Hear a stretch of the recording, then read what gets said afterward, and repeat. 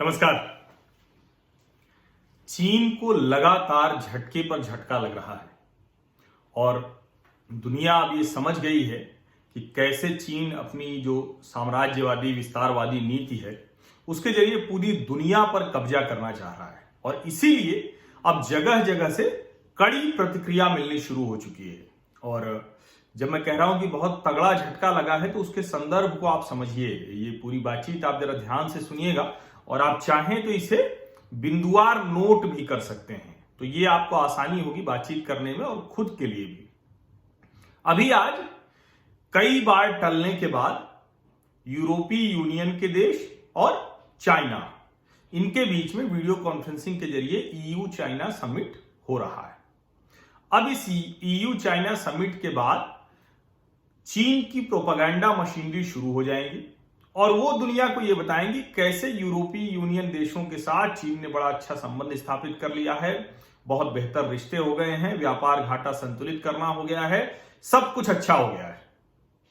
Video conferencing के जरिए चीन के राष्ट्रपति शी जिनपिंग, प्रधानमंत्री और दोनों लोग ली केकियांग और जो उधर यूरोपीय यूनियन के 17 देश हैं उनके प्रमुख को बातचीत करेंगे।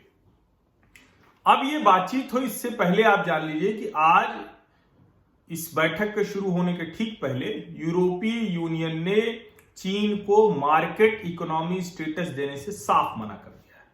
यानी किस कदर अविश्वास है चीन के प्रति दुनिया में, और इसीलिए इसको हमें ठीक से समझना चाहिए और इस ये जो अविश्वास है उस अविश्वास को कैसे हम भारत के प्रति विश्वास में बदल सकें, ये कर सकते हैं। चीन ने दुनिया के बाजारों पर कब्जा किया है। भारत अब चाहे तो कब्जा नहीं करना है, भारत की कब्जे की नीयत नहीं है, लेकिन दूसरे देशों के साथ संबंध बनाकर उस बाजार की कुछ हिस्सेदारी अपने हक में और कुछ उनको जो वो चीन से नहीं हासिल कर पा रहे थे वो उनको देने की योजना बनानी चाहिए। अब जो बैठक लगातार टल रही थी, जो आज हो रही है, उसकी वजह क्या थी? उसकी वजह यह थी कि यूरोपीय यूनियन के देश ये मान रहे थे कि चीन लगातार अपना प्रभुत्व बढ़ा रहा है, हम अपने उत्पाद हमारे यहां लाके डंप कर देता है, बाजार पूरा अपने पक्ष में कर ले रहा है और जो चाइनीज वायरस की मार है वो भी उन्हीं देशों पर सबसे ज्यादा है जो यूरोप के देश हैं, और इस कदर है कि वो कब तक उनकी अर्थव्यवस्था दुरुस्त होगी ये समझ पाना कठिन है। अब जब ये बैठक हो रही है तो उसके बाद देखिए और क्या चीजें निकल के आती हैं।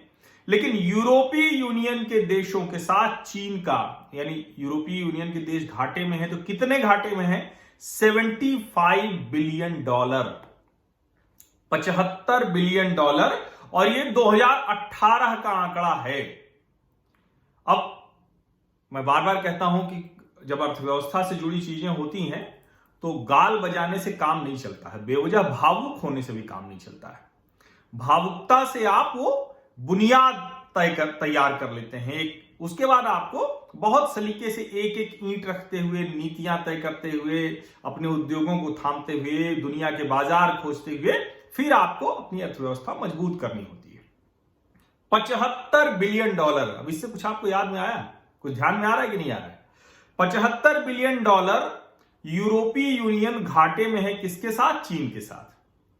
यानी चीन का अगर आयात निर्यात सब जोड़ घटा लें दोनों, चीन और 17 यूरोपीय यूनियन के देशों के बीच में, तो जब चीन का आयात शून्य हो जाता है तो यूरोपीय यूनियन के देशों का आयात $75 बिलियन हो जाता है।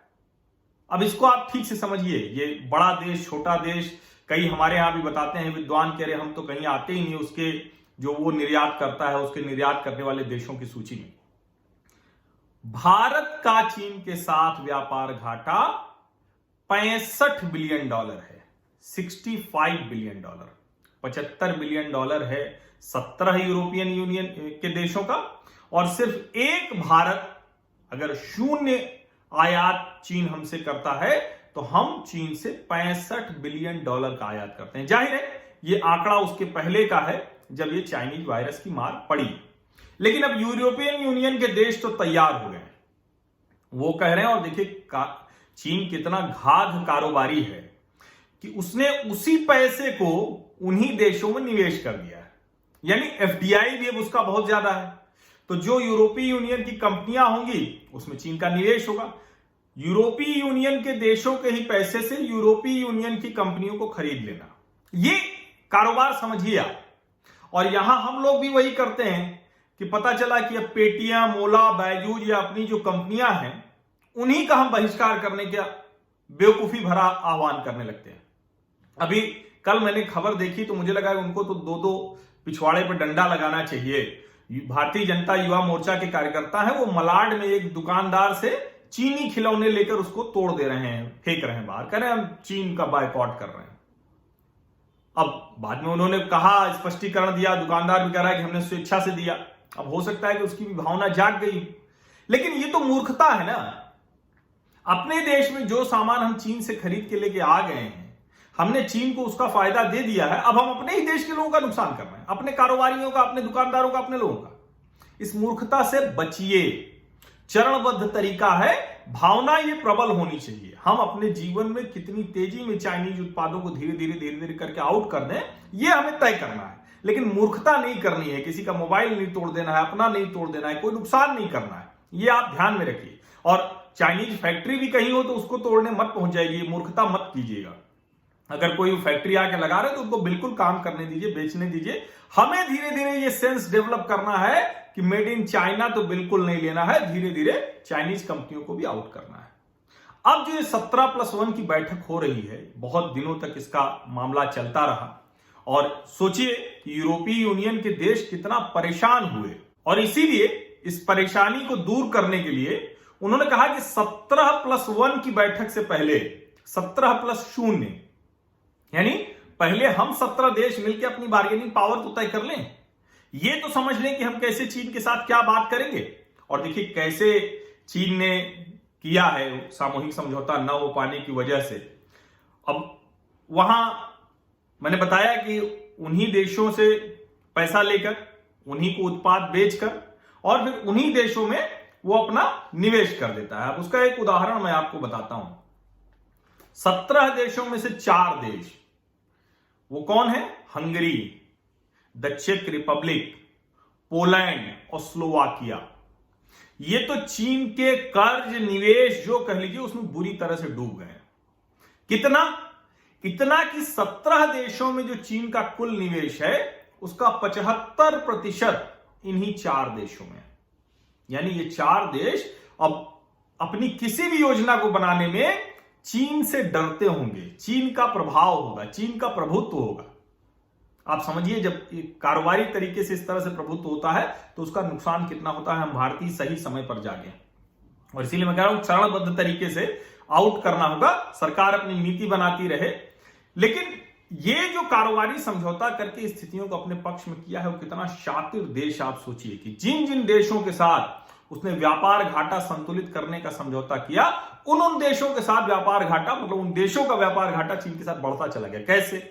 2012 में यह मंच बना था, तब के चीन के प्रधानमंत्री वेन जियाबाओ वो आए थे, यूरोपीय देशों के साथ संबंध बनाने की शुरुआत की। और तब एक देश है जो 4 देश का नाम मैंने लिया ना, हंगरी, चेक रिपब्लिक, स्लोवाकिया और पोलैंड। तो पोलैंड से बात कर लेते हैं। पोलैंड में 2012 में जो चीन का उस वक्त का कहें दोनों देशों के बीच में, तो पोलैंड का चीन के साथ व्यापारिक घाटा कितने का था? 10.3 यानी $10 बिलियन से ज्यादा। और 2019 आते आते क्या हो गया? $28 बिलियन से ज्यादा। मतलब समझ रहे हैं ना कि जिन जिन देशों के साथ चीन ने व्यापार घाटा घटाने के समझौते किए, प्रेम किया, और इसमें भारत सरकार ने बहुत कुछ ठीक किया, लेकिन शायद नरेंद्र मोदी को भी ये रहा होगा कि हम चीन के साथ समझौते अच्छे कर लेंगे, बहुत बढ़िया कर लेंगे, और वहां वो मात खाए हैं ये उनको समझना होगा। वो डिप्लोमेसी काम नहीं आएगी, अहमदाबाद से लेकर महाबलीपुरम तक नहीं काम आई, क्योंकि ये उसका स्वभाव है। और हमको तो और सतर्क रहना है भाई। एक ईस्ट इंडिया कंपनी आई थी, हम इतने वर्षों तक गुलाम रहे, हमारी सारी की सारी सभ्यता, संस्कृति सब नष्ट कर दिया, गुलाम बना दिया, दिमाग से, मनस से गुलाम हो गए। अंग्रेज चले गए, अंग्रेजों के गुलाम हम रह गए। हम भारत के किसी हिस्से में हमारी पहचान सब धूमिल कर दी। तो अब तो इससे सतर्क रहना है, लेकिन भावनात्मक तरीके से व्यवहार नहीं करना है, बेवकूफियां नहीं करनी है। अब सोचिए कि आज यूरोपीय यूनियन चीन के साथ बातचीत कर रहा है, समझौते भी कुछ होंगे। हालांकि कहा जा रहा है कि ज्वाइंट स्टेटमेंट शायद नहीं आएगा, क्योंकि हांगकांग को लेकर, निवेश की नीति को लेकर, व्यापार घाटे को लेकर, चाइनीज वायरस को लेकर, झूठ लगातार जो चाइनीज वायरस और हांगकांग के मामले में चीन बोल रहा है, इसको लेकर यूरोपीय यूनियन के देश बहुत नाराज हैं। जर्मनी ने तो बाकायदा इसी का बहाना लेके एक बार टाल दिया था बैठक, लेकिन सच्चाई ये है कि लोग ये कह रहे हैं कि वो इसीलिए टाला क्योंकि चीन अपनी हरकतों से, घटिया हरकतों से बाज नहीं आ रहा है, शर्मनाक हरकतों से। और इसीलिए मैं कह रहा हूं कि अब इसको ठीक से समझने की जरूरत है। अभी विश्व व्यापार संगठन में एक मामला था, 4 वर्षों से चीन और यूरोपीय यूनियन के देशों के बीच विवाद चल रहा था। यूरोपीय यूनियन के देश जीत गए। क्या जीत गए? मार्केट इकोनॉमी स्टेटस वो नहीं दे रहे हैं। अभी आज बैठक हो रही, इसके पहले वो तगड़ा झटका लग चुका है। इसीलिए मैं कह रहा हूं कि अब इस बैठक के बाद चीन की प्रोपागेंडा मशीनरी शुरू होगी। भारत में भी हो सकता है कई मीडिया हाउस, अगर भारत में कोई मीडिया हाउस ये लिखे तो आप उसको मान लीजिए कि वो चीन से कहीं न कहीं जुड़ा हुआ है। अगर वो ये विश्लेषण कोई विश्लेषक लेके आता है कि इस चीन और यूरोपीय यूनियन के बैठक के बाद बहुत सी चीजें ठीक हो गई, चीन यूरोपीय यूनियन में संबंध अच्छे हो गए, तो ये जान ली, क्योंकि मार्केट इकोनॉमी स्टेटस अगर मिल जाता चीन को, तो यूरोपीय यूनियन के देश चीन के उत्पादों पर एंटी डंपिंग ड्यूटी नहीं लगा पाते, अपने देश की कंपनियों के सामानों की सुरक्षा नहीं कर पाते, उनको महंगा नहीं कर पाते। क्योंकि जर्मनी ने कहा ना, यूरोपीय यूनियन के देशों ने कहा कि भाई आप अपने यहां स्टील और एल्युमिनियम इस इंडस्ट्री को सब्सिडाइज कर देते हैं, इंटरनेशनल मार्केट में अनफेयर प्राइसेस हो जाती हैं और उसका आप लाभ उठा लेते हैं। तो ये अब नहीं होगा, और इस हार को आप बहुत अच्छे से समझिए, ये बहुत मौके पर हार हुई है। भारत और अमेरिका तो पहले से एंटी डंपिंग ड्यूटी लगा रहे हैं, और जो भारत और चीन के बीच में सीमा विवाद हुआ है, इसके बाद तो भारत और ज्यादा उसको तेज करेगा। दुनिया को एकजुट होना चाहिए था, पहले नहीं हुई। फिर चीन ने धक्का मार मार के सबको अकेले में, जिसको कहते हैं ना कि एक गुंडा एक लफंगा, उसने सबको जाके अकेले मारा। बाद में सबको पता चला, गाल लाल लेके सब निकले, कहे के रे ये तो तुमको भी मारा, तुमको मारा, बाहर सबको पुचकारता रहा। अब सबको दुनिया में पता चल चुका है कि ये गुंडा है, ये बदमाश है, ये इस तरह का देश है जो वही काम कर रहा है। इसलिए अब दुनिया को इससे बचना पड़ेगा। चाइनीज वायरस और हांगकांग 2 बड़े मुद्दे हैं, इसको लेकर दुनिया को एक होना चाहिए। अपने अपने देशों के व्यापारिक हितों को लेकर दुनिया को चीन के खिलाफ प्रतिबंध न लगाए, लेकिन वो तरीके निकालने हुए, शर्तें तय करनी हुई, प्रतिबंध नहीं लगाना है। ये चीन को ये अवसर नहीं देना है कि देखिए हम तो तानाशाह हैं फिर भी हम प्रतिबंध नहीं, क्योंकि उनका एडवांटेज है, तो वो क्यों प्रतिबंध लगाएंगे। वो तो चाहते हैं कि हर बाजार में ओपन इकोनॉमी हो जाए, ओपन एक्सेस हो जाए। ये जो पूंजीवाद का, उदारीकरण का सबसे ज्यादा लाभ किसने लिया?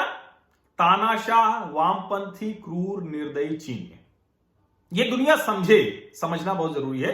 लेकिन आज अभी ये किसी प्रोपेगेंडा में मत फंसिएगा। चीन और यूरोपीय यूनियन के बीच बैठक सिर्फ और सिर्फ सामान्य बैठक है, दिखावा भर है। दोनों देश अपनी अपनी डिप्लोमेटिक पोजीशंस को थोड़ा स्ट्रेंथन कर रहे हैं, इसके अलावा कुछ नहीं है। और आप यकीन मानिए, यूरोपीय यूनियन के देशों ने जो मार्केट इकोनॉमी स्टेटस नहीं दिया है, वो जो युद्ध वो जीत गए हैं कारोबारी वाला, जिसमें चीन को अपना वो लैप्स होने देना पड़ा उस लड़ाई को, वो बहुत बड़ा झटका है चीन के लिए। और अगर भारत, अमेरिका, यूरोपीय यूनियन इन सब ने चीन को अपने बाजार से उठा के फेंक दिया, तो गलवान घाटी से तो बाहर हमने उनको वैसे भी भेज दिया था। 40 से ज्यादा चाइनीज सैनिक मारे गए हैं, ये ध्यान में रखिए हमेशा, एकदम इसको जोर से बोलिए। दुनिया के किसी भी हिस्से में जो भारतीय है वो लगातार इस बात को कहे।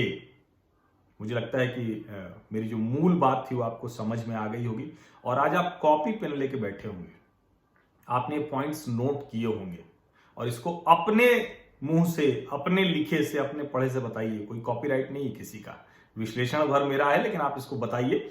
आपको ठीक लगे तो इस वीडियो को भी साझा कर सकते हैं, और सामाजिक परिवार का मेरे हिस्सा है तब तो कोई कुछ कहने की जरूरत नहीं है। अभी तक नहीं बने हुए हैं पक्के तौर पर तो सब्सक्राइब जरूर कर लीजिए, अपने मित्रों को सब्सक्राइब कराइए, इस परिवार को बड़ा कीजिए। बड़ी लड़ाई है, हम पॉजिटिव तरीके से लड़ेंगे और जीतेंगे। नोटिफिकेशन वाली घंटी भी जरूर दबा दीजिएगा। बहुत बहुत शुक्रिया, धन्यवाद।